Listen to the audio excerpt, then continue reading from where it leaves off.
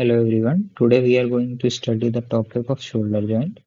Shoulder joint एक बहुत ही important topic है यूनिवर्सिटी एग्जाम से अकॉर्डिंगली, क्योंकि यूनिवर्सिटी में एक लॉन्ग आंसर की तरह आता है केस बेस्ड सिनेरियो में, और दूसरा एक शॉर्ट शॉर्ट क्वेश्चंस में भी बहुत सारे क्वेश्चन जो हैं शोल्डर जॉइंट पे बन सकते हैं.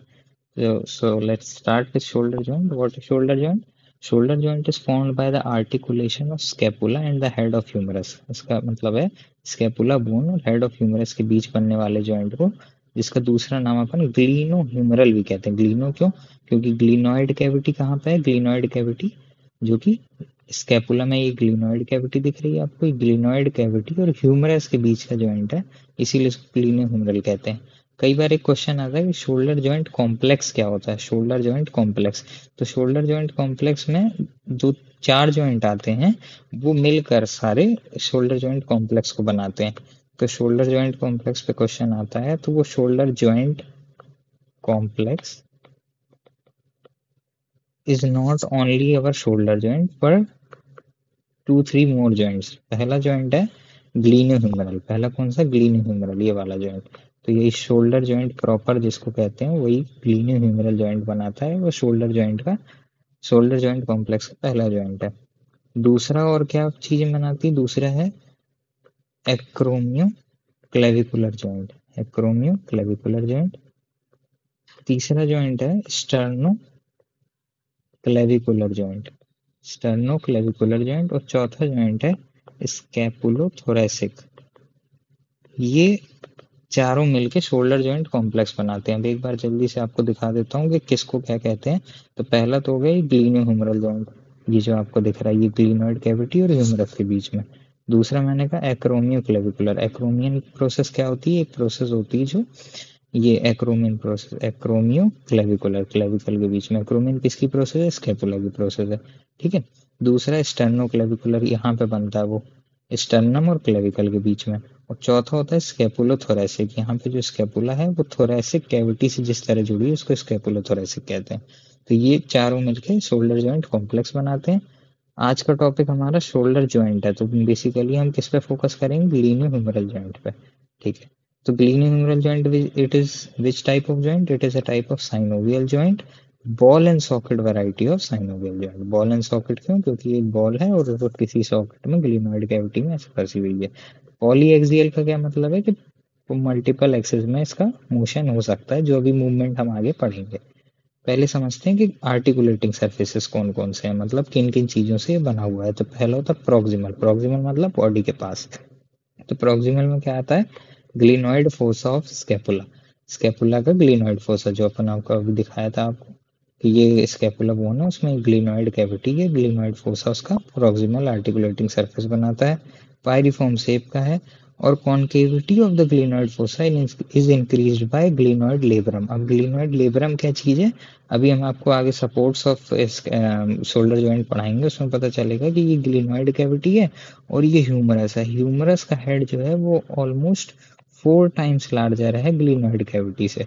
तो अब ग्लिनोइड कैविटी को थोड़ा सा डीप बनाने के लिए हमने बगल बगल में उसके क्या लगाया? ग्लिनोइड लेब्रम लगाया.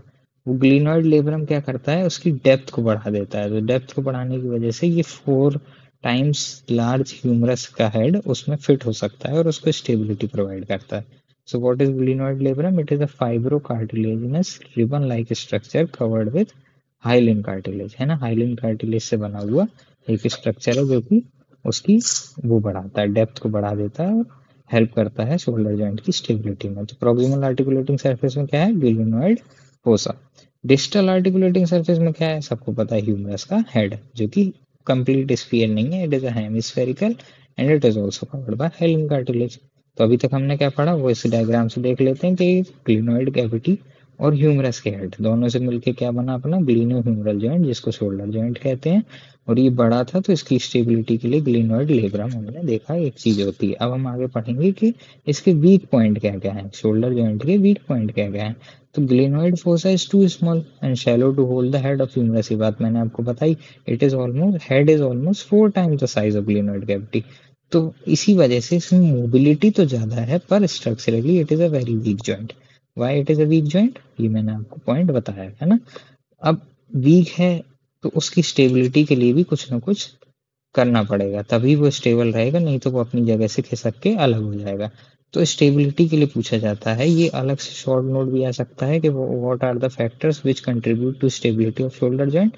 सो there are ligaments which contribute to stability of shoulder joint. पहला होता है ट्रू लिगामेंट। ट्रू लिगामेंट में कौन आता है? शोल्डर जॉइंट का कैप्सूल।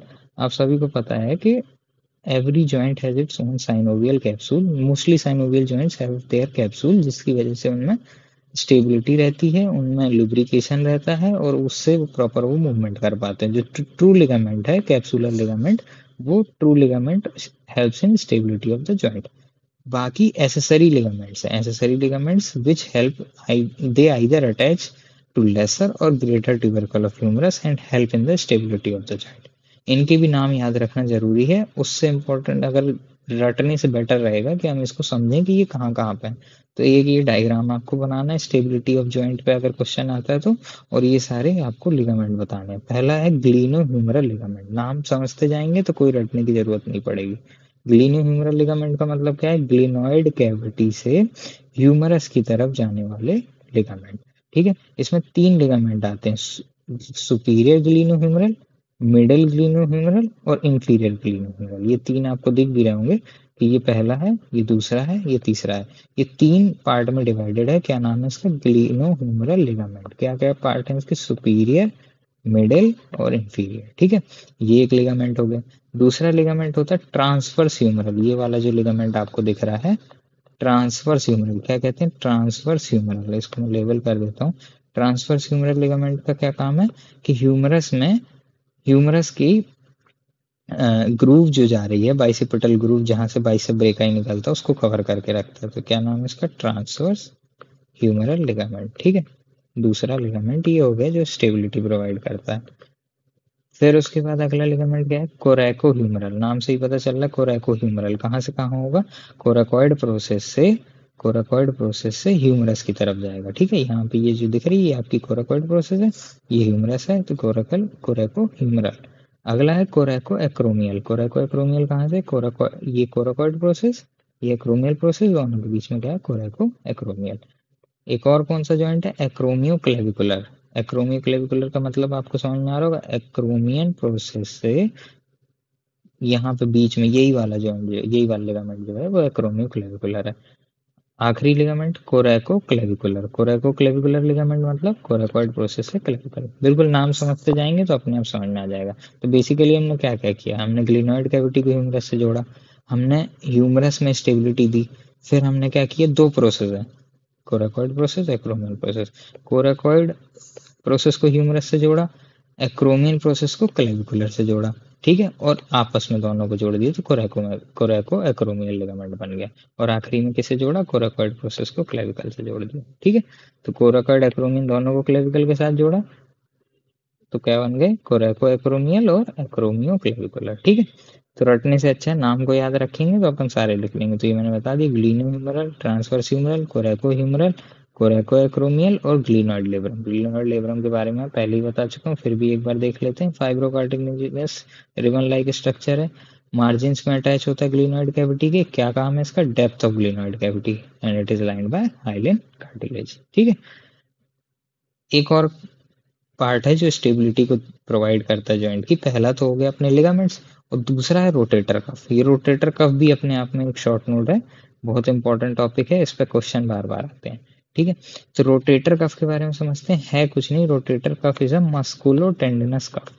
क्या है? मस्कुलो टेंडिनस कफ है, मतलब मसल से बना हुआ और टेंडन से बना हुआ। इसमें 4 बेसिक मसल्स आती हैं। इनका काम क्या है? वीकनेस ऑफ जॉइंट को कंपनसेट करना, मतलब कि स्टेबिलिटी प्रोवाइड करना। ठीक है, तो क्या क्या 4 मसल्स आती हैं इसके अंदर?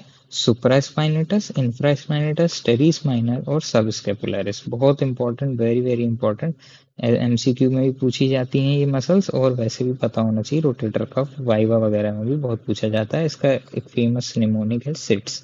सिट्स का मतलब है सुप्रास्पाइनेटस, इंफ्रास्पाइनेटस, टेरिस माइनर और सब स्केपुलरिस। गलती कहाँ करते हैं? ये टेरिस माइनर आता है, मेजर इसमें नहीं आता। ठीक, एक इंपॉर्टेंट बात क्या है इसकी? एक इंपॉर्टेंट बात ये है कि एस आई टी, ये जो एस आई टी है ये ग्रेटर ट्यूबरकल ऑफ ह्यूमरस पे एड अटैच होता है, और ये लेसर ट्यूबरकल पर। दो ट्यूबरकल होते हैं ह्यूमरस में, तो फिर वहां पर ह्यूमरस के लेसर में कौन होगा, सब स्कैपुलरिस। और सिट जो है मतलब सुपरास्पाइनेटस, इंफ्रास्पाइनेटस, टेरिस माइनर, ये ग्रेटर ट्यूबरकल पे ऐड होता है। ठीक है। अब ये के डायग्राम है नेटर का, जिसमें दिखाया जा रहा है कि कौन कौन से मतलब रोटेटर कफ की मसल्स को दिखाया जा रहा है। तो देखो पहली सब स्कैपुलरिस, ये एंटीरियर व्यू। एंटीरियर व्यू को समझाता हूँ मैं कि क्या मतलब है एंटीरियर व्यू का। एंटीरियर व्यू का मतलब है कि जो आपके ये अगर शोल्डर मतलब स्कैपुला है, अगर ये स्कैपुला का स्कैपुला और ये ह्यूमरस इसमें लगी हुई है, अगर हम इसको आगे से देखें मतलब कि बॉडी के फ्रंट से, एंटीरियर से, तो उसको कहते हैं एंटीरियर व्यू। और अगर हम इसको पलटें मतलब जस्ट रोटेट करें और पीछे जाके देखें, तो दिखेगा कि यहाँ पे एक स्पाइन है स्कैपुला की, यहाँ ग्लिनोइड कैविटी है, और उस ग्लिनोइड कैविटी से ह्यूमरस जुड़ा हुआ है। ठीक है। तो ये पीछे से देखने वाले को क्या कहा जाता है, पोस्टीरियर व्यू कहा जाता है। ठीक। तो ये दो व्यू हैं, इसमें अपन को समझना है कि कौन सी मसल कैसे है। अब हम पीछे से देख रहे हैं, पीछे से देखेंगे तो क्या क्या दिखेगा अपन को, पीछे से देखने तो स्पाइन के ऊपर वाली मसल क्या कहलाएगी, सुपरा स्पाइनेटस। ये स्पाइन ऑफ स्कैपुला है। ठीक है। स्पाइन ऑफ स्कैपुला के नीचे वाली मसल क्या कराएगी, इंफ्रा स्पाइनेटस। यहाँ एक मसल ये दिख रही है आपको, ये कौन सी, टेरिस माइनर। तो तीन तो हो गई SIT, supraspinatus, infraspinatus, teres minor. एक लास्ट मसल कौन सी, सब स्कैपुलरिस। ठीक है।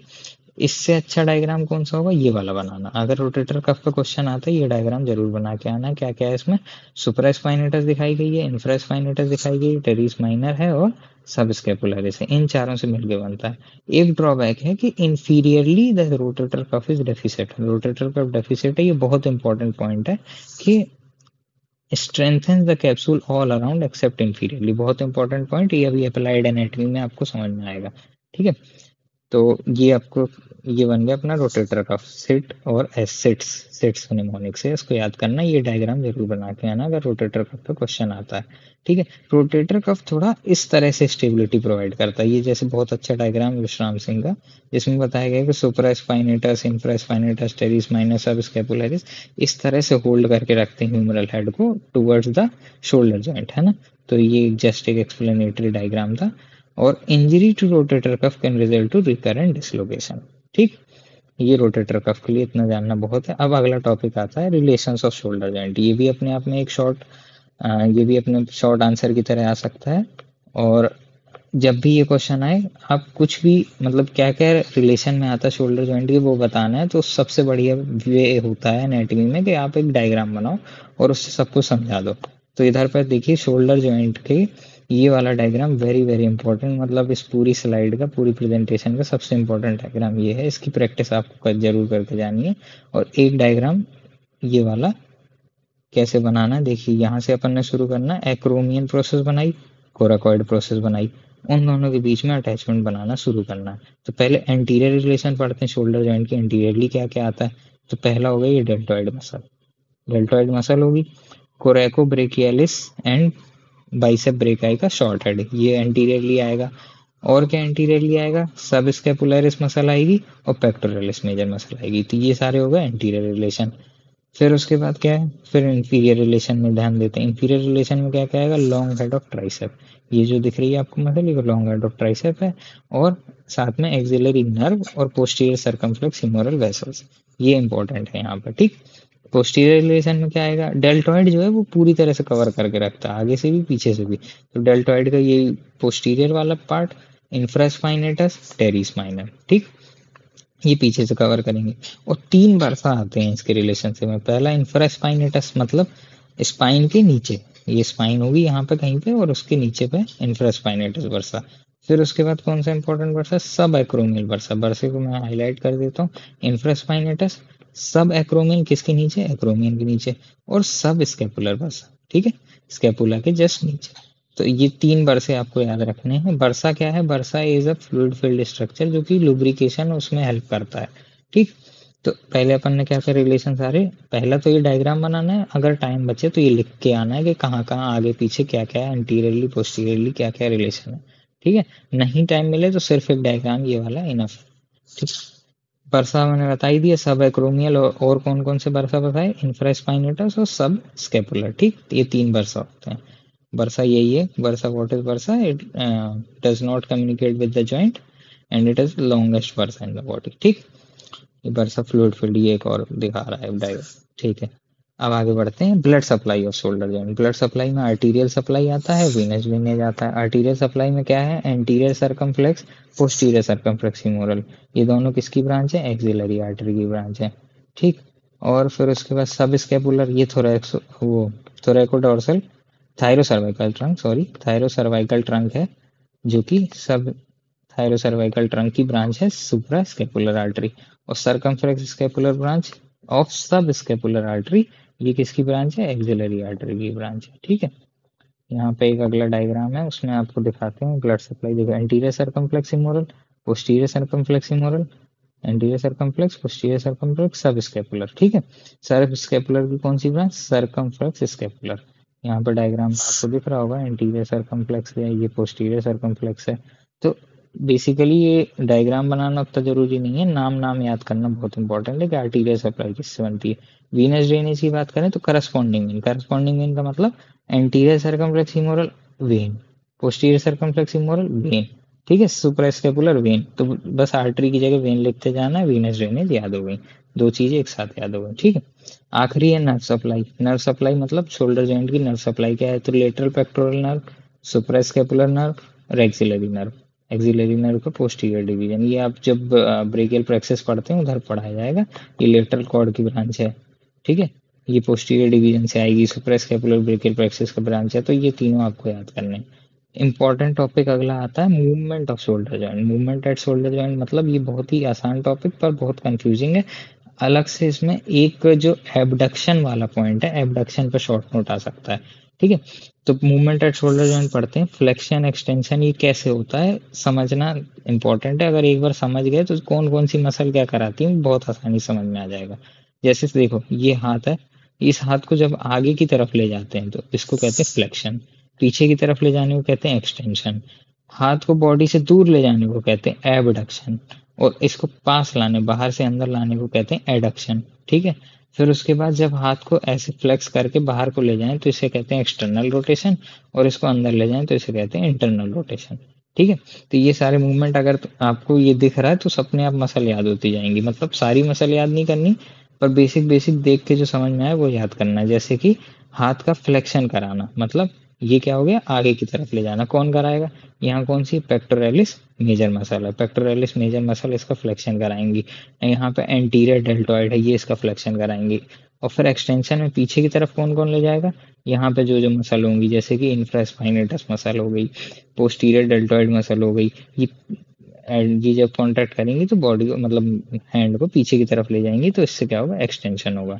ठीक, एबडक्शन की बात करें, एबडक्शन थोड़ा डिटेल में पढ़ेंगे अपन। एडक्शन पास लाने वाले तो पेक्टोरलिस मेजर है, हैं यहाँ पे लेटिस्मस डोर्साई है, यहाँ एंटीरियर डेल्ट है, ये सब पास को ले जाएंगे अपनी बॉडी के। ठीक है, एक्सटर्नल रोटेशन की बात करें तो एक्सटर्नल रोटेशन कौन कराएगा, जो पीछे मसल लगी होंगी, जैसे इंफ्रास्पाइनेटस है ना, ये सब क्या कराएंगे, एक्सटर्नल रोटेशन कराएंगे। अंदर की तरफ कराना हो तो अंदर की तरफ कौन होगा, पेक्टोरलिस, इसका काम होगा। तो अगर आपको मोशन समझ में आ रहा है तो अपने आप मसल को बता सकते हैं कौन सी मसल क्या कर पाएगी। ये लिख दीजिए मैंने, जैसे फ्लेक्सर्स के लिए पेक्टोरलिस मेजर हो गई, डेल्टॉइड हो गई।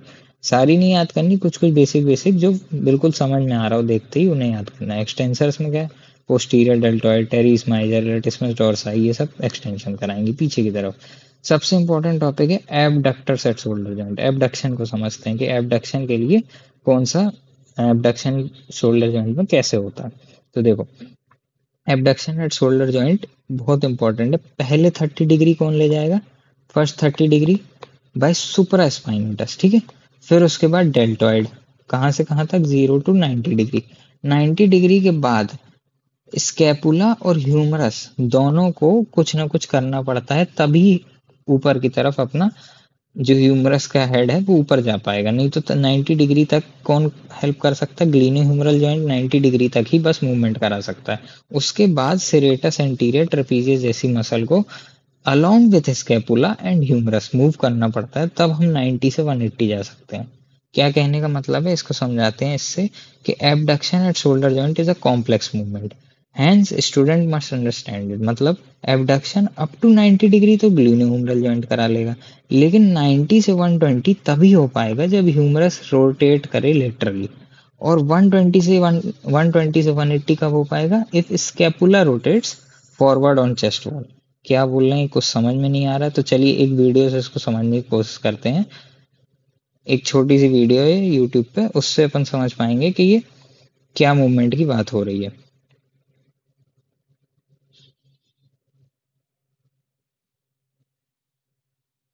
देखो एक बहुत ही Ever wondered how your shoulder works? Let's talk about the scapulohumeral rhythm कहते हैं इसे। rhythm. It's divided into समझाते हैं 3 phases. अगर आपको आवाज ना आ रही तो 1. First 30 degrees of abduction, minimal scapular movements and a slight clavicle. ये फर्स्ट फेज है। फर्स्ट फेज में मिनिमल स्कैपुलर मूवमेंट हो रही है, हल्का सा क्लेविकल का एलिवेशन हो रहा है, और कौन सी मसल काम कर रही है, मेनली सुप्रास्पाइनेटस मसल काम कर रही है। फिर उसके बाद phase 2 humerus up to 90 degree.